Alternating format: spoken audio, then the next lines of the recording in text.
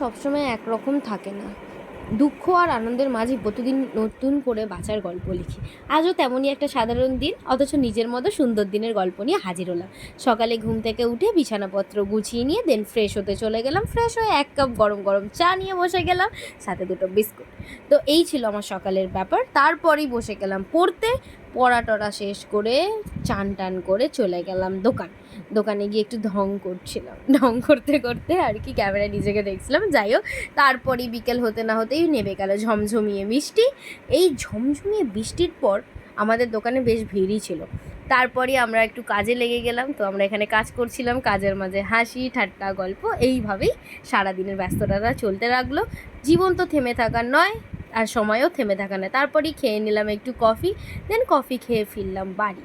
তো আজকের জন্য এইটুকুই। দেখা হচ্ছে পরের ভিডিওতে। ততক্ষণের জন্য সবাই ভালো থেকো, সুস্থ থেকো।